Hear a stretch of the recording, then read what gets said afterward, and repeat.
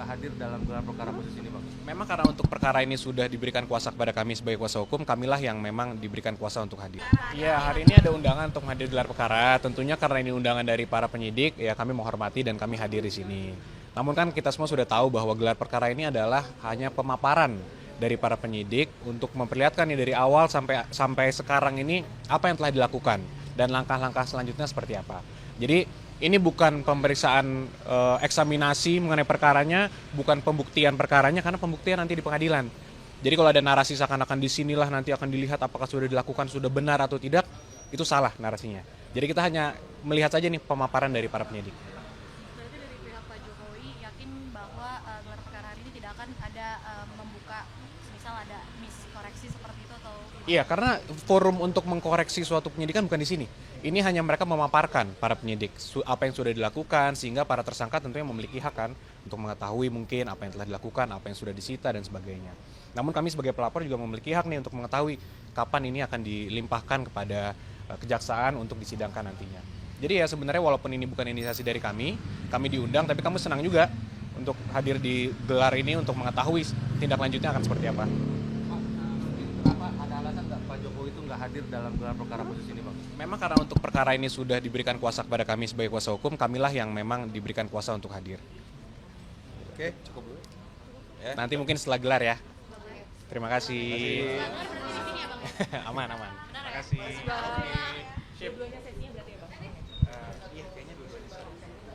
Baik, bismillahirrahmanirrahim. Assalamualaikum warahmatullahi wabarakatuh. Terima kasih kepada rekan-rekan media yang sudah memenuhi undangan kami dan juga seluruh rakyat Indonesia yang kami yakini juga mengikuti perjuangan kami dalam rangka membongkar ijazah palsu ini. Yang pertama kami ingin sampaikan bahwa kehadiran kami di sini mewakili klien kami Pak Roy Suryo dan kawan-kawan atau lebih sering disebut dengan Roy Suryo CS dalam rangka memenuhi undangan gelar perkara khusus yang disampaikan oleh penyidik Polda Metro Jaya. Gelar perkara khusus ini juga tidak lepas dari apa yang kami mohonkan. 2 kali kami mengajukan permohonan gelar perkara khusus. Yang pertama di tanggal 21 Juli 2025 yang lalu dan yang terakhir di tanggal 20 November 2025. Yang gelar perkara dulu kami memang minta agar ada gelar perkara saat penyelidikan ditingkatkan menjadi penyidikan yang saat itu ada setidaknya 12 orang yang ditetapkan sebagai terlapor. Nah, dalam perkembangannya 12 terlapor dengan 3 klaster ini tidak semuanya menjadi tersangka. Klaster media atau klaster YouTuber itu hilang dari posisinya dan kemudian ditingkatkan menjadi tersangka 8 orang yang dibagi menjadi 2 klaster. Klaster pertama yang kami sebut sebagai aktivis, klaster kedua yang kami sebut sebagai akademisi. Kami sendiri membentuk tim advokasi anti kriminalisasi akademisi dan aktivis. Dan gelar perkara ini juga ada 2 sesi yang kami terima. Sesi pertama jam 10.00 WIB, yakni untuk klaster pertama. Yang kami dampingi hari ini di klaster pertama adalah pertama Bapak Rizal Fadilah, sarjana hukum. Yang kedua Ibu Kurnia Triryani, sarjana hukum selaku advokat. Dan yang ketiga ada Bapak Rustam Effendi. Dan nanti akan ada lagi gelar perkara khusus di sesi kedua, yakni klaster akademisi. Ada Pak Rosuro dan Pak Rizmon Sianipar yang kami dampingi. Dan kami ingin jelaskan terkait gelar perkara ini beberapa hal sebagai berikut. Yang pertama, kami meyakini, kita semua segenap bangsa Indonesia meyakini, bahwa sudah tidak tersisa lagi dari saudara Joko Widodo sisi kenegarawanannya meskipun seberat biji zarah. Kenapa?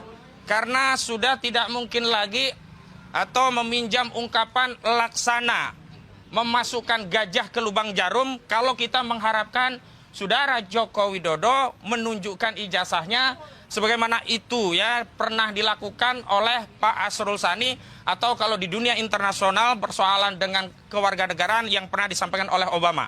Jadi kesimpulan kami sampai hari ini kami tegaskan bahwa sudah tidak ada lagi sisa kenegarawanan dari saudara Joko Widodo, maka kami simpulkan tidak akan lagi mengemis-ngemis kepada saudara Joko Widodo untuk menunjukkan ijazahnya. Yang kedua, karena hari ini status ijazah konon asli tadi telah disita oleh penyidik Polda Metro Jaya, maka hari ini yang kami harapkan yang masih punya sifat kenegarawanan dari institusi aparat penegak hukum kita adalah penyidik dari Polda Metro Jaya. di mana diharapkan dalam proses gelar perkara nanti akses terhadap barang bukti diberikan oleh penyidik dan penyidik secara sukarela menunjukkan barang bukti yang telah menjadikan klien kami sebagai tersangka. Sebab tidak mungkin ada orang dinyatakan sebagai fitnah dan pencemaran nama baik menyimpulkan ijazah saudara Joko Widodo itu palsu sebelum ada bukti ijazah asli ditampilkan.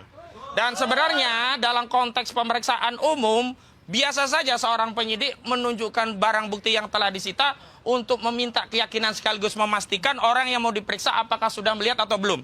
Pada faktanya saat pemeriksaan Bapak Rizal Fadilah, Ibu Kurniati Royani, keduanya telah meminta kepada penyidik untuk ditunjukkan, tapi saat itu tidak diberikan akses dengan alasan bahwa ijazah tersebut masih disita oleh Polda dan diperiksa Bareskrim di bagian Puslapor Bareskrim Mabes Polri. Kami harapkan hari ini sudah tidak ada alasan lagi. Namun sekali lagi kami tentu saja tidak cukup memiliki keyakinan bahwa hal itu akan dipenuhi oleh penyidik Polda Metro Jaya. Mengapa?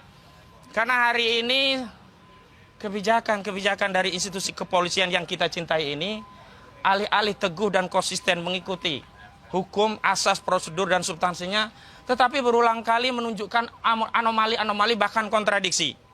Terakhir, setelah Mahkamah Konstitusi mengeluarkan keputusan yang mewajibkan institusi kepolisian tunduk pada ketentuan pasal 28 ayat 3 Undang-Undang Kepolisian, di mana ditegaskan bahwa institusi kepolisian anggotanya tidak bisa menduduki jabatan sipil di luar institusi kepolisian kecuali dalam dua keadaan, yakni anggota kepolisian tersebut sudah pensiun atau yang kedua mengajukan pengunduran diri.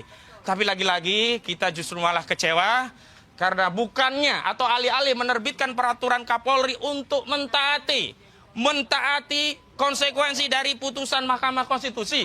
Tapi terakhir saudara Listio Sigit Prabowo selaku Kapolri malah mengeluarkan Perkapolri nomor 10 tahun 2025 yang substansinya justru memberikan izin kepada anggota Polri untuk menduduki jabatan 17 jabatan di kementerian dan lembaga sipil yang sebenarnya ini adalah pembangkangan terhadap putusan Mahkamah Konstitusi.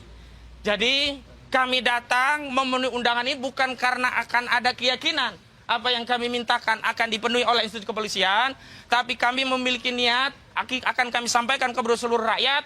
Kami ingin sampaikan kepada seluruh rakyat bahwa di negeri ini masih ada bagian dari putra-putra terbaik negeri ini yang peduli terhadap institusi penegakan hukum di negeri ini, yang peduli terhadap kejujuran, yang peduli terhadap kebenaran, yang peduli terhadap keadilan, terus mengupayakan kebenaran keadilan itu ditegakkan meskipun anomali dan kontradiksi itu selalu ditelanjangi oleh institusi itu kepada kita semuanya.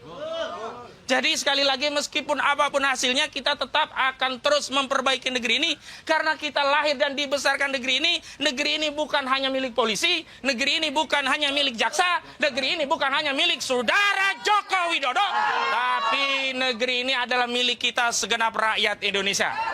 Dan terakhir sebelum nanti kepada Bang Petrus Salistisos juga Bang Gafur Sangaji, rekan Gafur Sangaji, ada 3 hal yang nanti akan kami jadikan evaluasi atau koreksi terhadap proses gelar perkara. Yang pertama dalam aspek kewenangan. Apakah proses penyelidikan dan penyidikan dilakukan oleh penyidik Polda Metro Jaya dilakukan sesuai dengan ketentuan peraturan perundang-undangan yang berlaku atau dilakukan dengan menyalahgunakan wewenang atau bertindak secara sewenang-wenang. Kedua, kami akan cek dari sisi proses dan prosedur. Apakah proses, tahapan, dan prosedur sudah dilakukan sebagaimana diatur dalam ketentuan peraturan perundang-undangan, tidak melanggar asas-asas hukum pidana, dan tentu saja kalau melanggar ini akan menjadi catatan daripada cacat prosedur. Dan terakhir terkait substansi, memang kami ingin agar secara substansi masalah yang bikin gaduh seluruh rakyat, yakni ijazah itu bisa ditunjukkan dalam proses gelar perkara. Dan terakhir, ada sejumlah anomali dan kontradiksi yang ini perlu kami sampaikan agar publik tahu.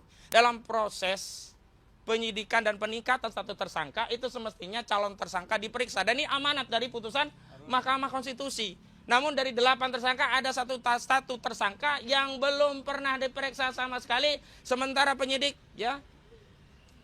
kemudian secara sepihak ikut menetapkan yang bersangkutan sebagai tersangka. Meskipun ini hanya satu tersangka, tetapi esensinya ini adalah cacat prosedur secara keseluruhan. Kenapa? Karena ini satu paket. Saat pemberitahuan SPDP kita semuanya dijadikan satu dalam satu berkas. Jadi satu cacat maka seluruh prosedur penyidikan ini juga menjadi cacat. Itu yang perlu kami sampaikan, meskipun nanti ada catatan-catatan lain yang kami akan pertanyakan langsung dalam proses gelar perkara khusus. Dan terakhir, kami ingin tegaskan, inilah tim advokasi yang menjadi kuasa hukum Pak Roy Suryo. Ada Pak Petrus Celestinus, ada Bang Gafur Sangaji, ada Bang Jamal Gisang, ada Bang Azam Khan, ada Fitra, ada Jack Piliang, ada Herman Kadir, Baharu Zaman ya. Jadi yang semua ini adalah bagian dari tim Anwar ya, di Bang Medi. Ya, selain yang ada ini bukan bagian dari tim. Jadi kalau ada tim yang sudah tidak bersama kami, jadi tidak lagi bertindak untuk dan atas nama tim kami, dan kami tidak bertanggung jawab terhadap apapun yang diambil ditempuh oleh tim-tim di luar yang resmi kami bentuk. Demikian, selanjutnya kami persilakan Bang Petrus Celestinus. Silakan Bang. Subscribe, share, like, and comment. Subscribe, share, like, and comment. Subscribe, share, like, and comment. Subscribe, share, like, and comment. Subscribe, share, like, and comment.